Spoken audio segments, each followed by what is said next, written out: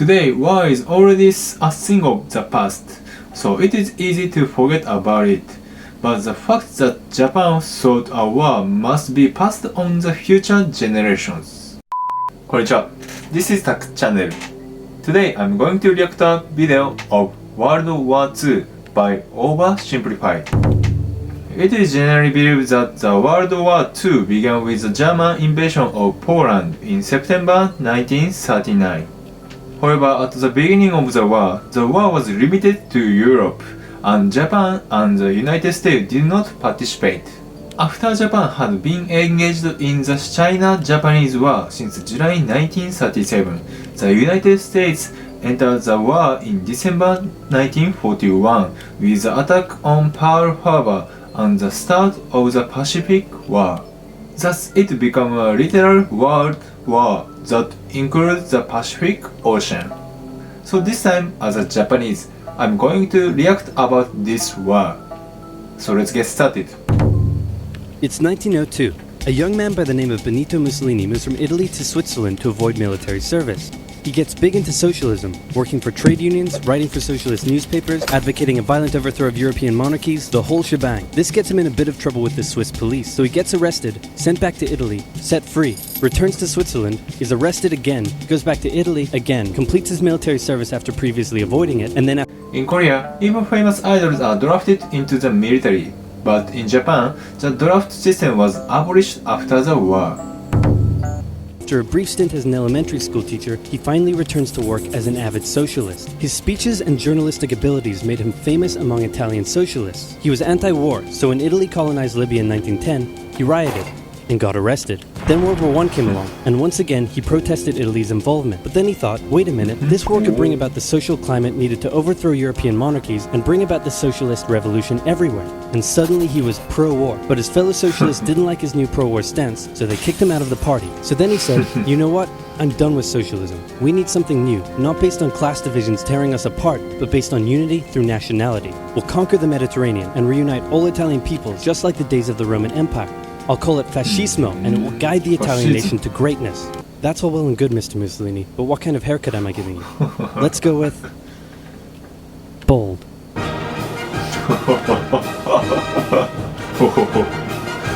That's funny, eh?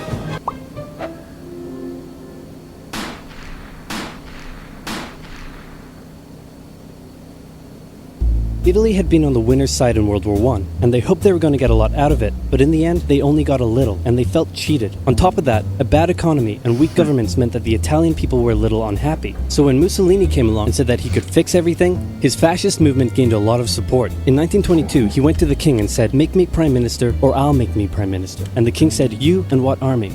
This army. Fair enough. Then he went about establishing a dictatorship with himself at its center. Europe had its first fascist dictator. Next up, Germany. Germany had been on the loser's side, and they got absolutely wrecked by the Treaty of Versailles. They lost territory, had to demilitarize the Rhineland, had to reduce their army to just 100,000 men, couldn't have an air force, had to pay the Allies a huge amount of money that it didn't have, and a new rule was established that every Englishman withheld the right to walk into the center of Berlin, pick out any German they wanted, and spank the hell out of them. I made that last one up, but it helps you understand how all of this felt to Germans. On top of that, a bad economy and weak governments meant that when a small angry man with a silly mustache came along and said that he could fix everything, the German people loved it. Hitler had been... What happens when the economy is bad? In any area when the economy is bad, people try to start was to expand out of the country. In the current area, that includes China's naval expansion into Southeast Asian countries and the US waging a trade war with China. The Great Depression occurred in 1929 amidst the conflicting interests of the imperialist powers, which became even more intense after World War I. Latecomers such as Germany, Italy, and Japan wanted to overthrow the Versailles and Washington regime, led by Britain, France, and the United States. In other words, they demanded the division of the world through military power. In fact, it was a majority of middle class, especially those who suffered from the economic depression caused by the Great Depression, who supported the fascist leaders domestically. soldier during World War I, and he was crazy patriotic, and nobody was madder than him about Germany's humiliation. He helped start a new political party, and in 1923 attended a march on Munich with his boys. And then he got arrested. But his popularity grew, and in 1933, the president made him chancellor. He believed he was Germany's great destined savior, and he went full megalomaniac, establishing a dictatorship with himself at its center. Europe had fascist dictator number 2. Hitler and Mussolini had a lot of the same ideas. Fascism applies to Italy, but it also applies to Japan. In fact, it is said that system under the emperor in Japan until the end of World War II was kind of fascism. However, in the case of Japan, there is no central figure like Hitler of Nazi Germany or Mussolini of Italy, the originators of fascism. It is Hideki Tojo, who is often cited as the dictator of Japan, and he is a typical war leader. But in the case of Japan, even though it was fascism, it was not personal dictatorship.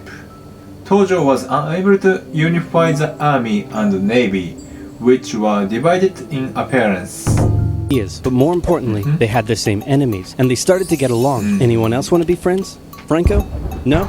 You good? I do. Who's that? It's Japan, and they've taken over northern China. Let's rewind a bit. Japan had isolated itself from the rest of the world for 200 years, Japan has been closer country. The reason is simple. They were afraid that European country would invade Japan, except Dutch, Chinese, and Korea. China and Korea are close to each other, so it might make sense. So do you know why the Dutch was able to trade with Japan? Originally, Japan traded with Spain and Portugal during the Edo period. However, these two countries traded on the condition that Christianity be propagated. In contrast, the purpose of the Dutch was not Christianity, but just money. It was about money. Therefore, Japan traded with Dutch, which did not spread the teachings of Christianity. For 200 years, until the Americans showed up and said, you're going to trade with us and you're going to like it. Then the Western powers imposed a bunch of unequal treaties, meaning Japan's economy was bust. They also had no natural resources. Even now, Japan has no resources. Without China's trades, Japan would not be able to live. Japanese cars cannot be made without Chinese parts. So they decided to go get some. They went to war with China to gain a sphere of influence over Korea, and they took a bunch of China's stuff. But then the West said, hey, cut that out. And since Japan couldn't take on the West, they said, okay, I guess we'll just go home. Wait a minute, what are you doing? Taking advantage of a weakened China and setting up spheres of influence. But I was the one who weakened them. We know. And you guys didn't let me have anything. We know. That seems unfair. We don't think so. Okay, see ya. So Japan thought, screw this, and went to war with Russia, and stunned everyone by actually winning. Then they fully annexed Korea. In 1902, Russia was expanding its territory in China, and Japan reacted. Japan won the Russo-Japanese War and took control of the Korean peninsula. Incidentally, at the start of the war, the Russia had 1.13 million troops, while Japan had only 200,000, so it said that there was no chance of victory. So why Japan able to win against Russia?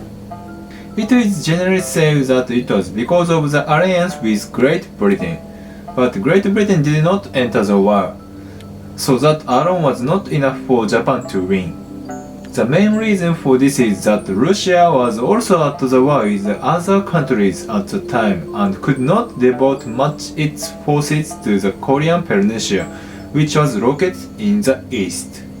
Japan managed to get lucky and won this war.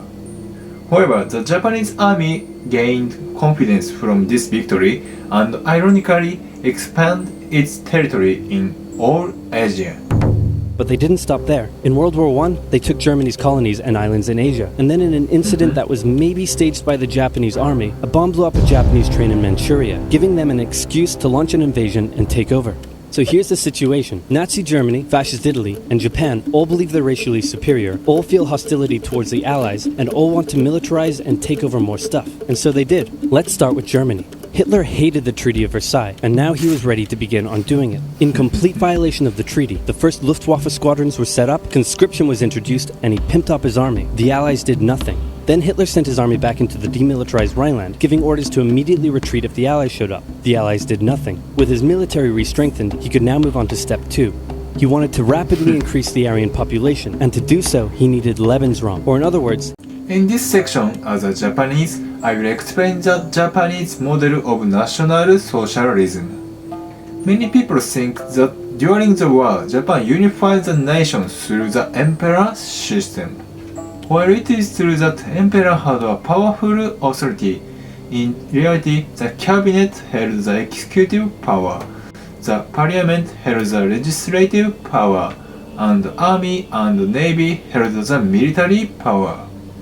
Therefore, even during wartime, the system was similar to modern symbolic emperor system.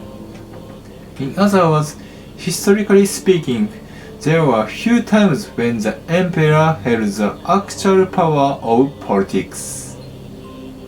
The reason why the emperor is still supported by many Japanese people even today is that he had not ruled the country by force of army, but has continued to exist and maintain his authority as a person who prays for the stability of the country, a good harvest, and the peace of the people. He would have to take over the world, but for now, a good portion of Europe would do, and he began eyeing up his neighbors. The Allies finally started to get worried, so they implemented a fairly useless diplomatic strategy called appeasement, and it went a little something like this. Hitler would say, "I want that thing," and the Allies would say, "You can't have that thing. Okay, you can have that thing, but no more. I want that thing." And repeat. In 1938, Hitler's army marched into Austria and just took it, with no resistance. Boom, this is Germany now. Next, he demanded to be given the Sudetenland, an area of Czechoslovakia with many ethnic Germans. The Allies held a meeting with Hitler in Munich and said, "Look, we're gonna give you what— Hang on, this meeting is about my territory. Shouldn't I come to the meeting too? Anyway, we're gonna give you what you want." Really? Yeah. Just like that? Yep. What's the catch? Just sign this piece of paper promising you won't invade the rest of Czechoslovakia. Okay. Then Chamberlain returned home victorious, waving his signed piece of paper in the air, declaring crisis to be averted and the continuation of world peace, and we built a statue of Chamberlain in his honor, and every day on the 30th of September we celebrate Chamberlain Day. Hitler's invading the rest of Czechoslovakia. What? He's invading the rest of Czechoslovakia. Oh. You lied to me. What do you expect? I'm Hitler. Not to be outdone, Mussolini also wanted to get in on the action. He thought to himself, isn't there a not yet colonized nation somewhere which is so underdeveloped that the people would be defending themselves against our tanks with literal bows and arrows and wooden spears? Oh, there is? Fantastic. And so he took it. Italy also wanted to control the entrance to the Adriatic Sea, so they occupied Albania. Then, in another incident which was maybe staged by the Japanese, gunfire was exchanged by Japanese and Chinese troops at the Marco Polo Bridge, and the Japanese launched yet another invasion against China. They swept through Beijing and Shanghai, and then advanced to the Yangtze Valley to China's then capital, Nanking. It was here that saw the worst of Japan's shocking atrocities committed against the Chinese people. The Nanking incident is still an issue in Japan-China relation even today. Let me explain it. People often say that the political relationship between China and Japan is bad because of this incident. The question is how many people were killed. The Chinese government claims that 300,000 to 400,000 people were killed, but there are few experts in Japan who support this claim. The Chinese side claims that Japanese soldiers raped and battered murder over 300,000 civilians. On the other hand, Japanese side claims that the population of Nanking was originally said to be 200,000, was that Chinese soldiers who took off their military uniforms and disguised themselves as civilians, massacred civilians. This is why two countries continue to have a bad relationship. Internationally, it is recognized that Japanese soldiers brutally murdered 300,000 Chinese people in a brutal manner. Personally, I think Japan is wrong to start a war regardless of its scale. It is true that Japan acted barbarically not only against China, but against all of Asia and the United States. Today, war is already a thing of the past, so it is easy to forget about it. But the fact that Japan thought a war must be passed on the future generations. I really need to think of it. Back in Europe, Germany and Italy made their relationship status official by signing the Pact of Steel. Then, Hitler turned his eyes towards Poland and the hated Polish corridor, splitting Germany in two. At this point, the Allies really had to put their foot down, and they warned him that an invasion of Poland would mean war. Hitler had planned to continue his advance eastward, but he didn't want to end up fighting a war on two fronts. So for now, he made an alliance with Stalin, saying, "How about we both invade Poland and split it between the two of us, and I definitely won't not refrain from not betraying you sometime in the future."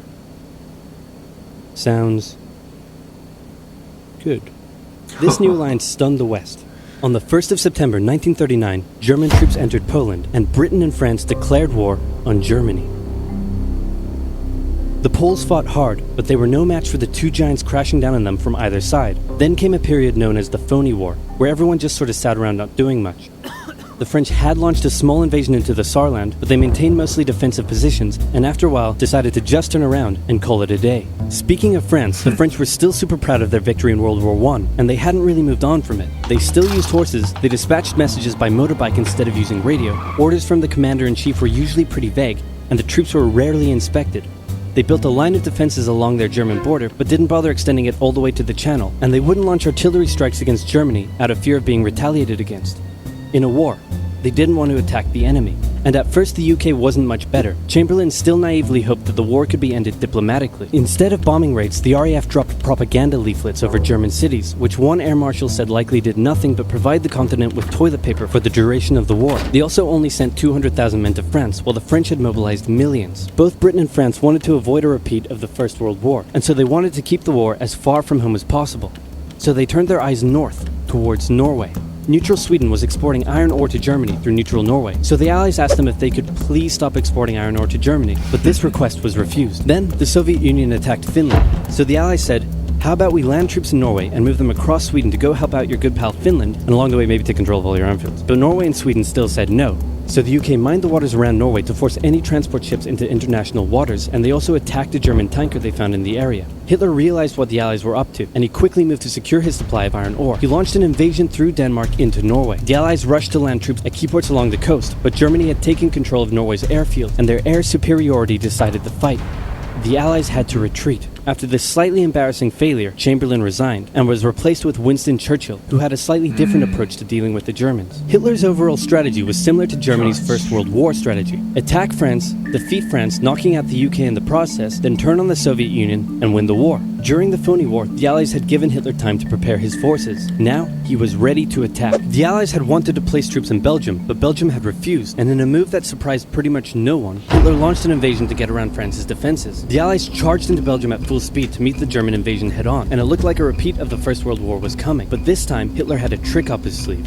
Blitzkrieg. As the Germans advanced, they sent thousands of refugees westward, slowing down the Allies. Then, to the south, the French had left the Ardennes, an area full of hills and forests, pretty under-defended, because they thought it was naturally impenetrable. Well, the Germans were about to penetrate it with everything they had. They smashed 50 Wehrmacht divisions through and encircled the Allied armies at lightning speed. The best of the Allied forces were now trapped. The Germans squeezed in from all sides, taking out France's best armies and nearly wiping out the British too, but they managed to make a desperate last-minute escape at Dunkirk, with British civilian ships even making the perilous journey to bring their young men home. With most of the French forces depleted, the Germans breezed through, taking Paris, and France fell. What the Germans couldn't do in World War I, Hitler had done, just like that.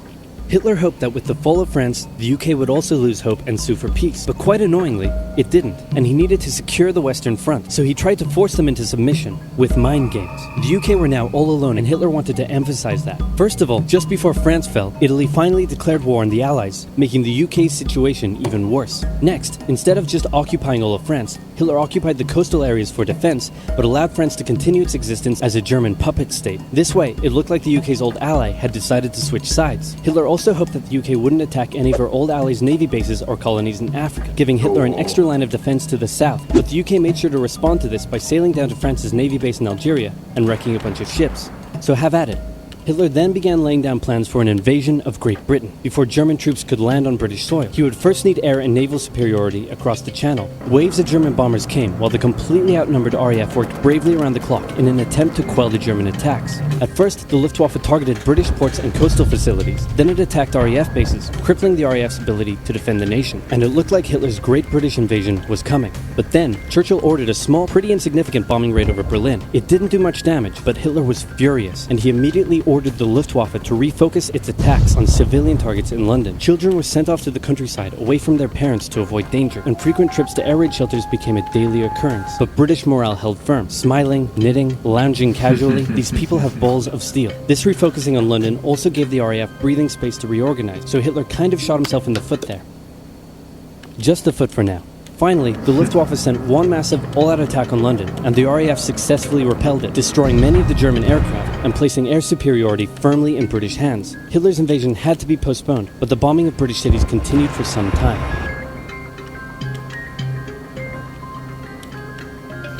It was very informative video. That is for part 1 of this video. In part 2, Japan will probably form an alliance with Germany and Italy and the Pacific War will begin. So I will check it next time. I would like to hear the opinion of people living in other countries about this war that Japan started. Please feel to comment. Lastly, please don't forget to subscribe my channel and like me. いつもありがとうございます。バイバイ。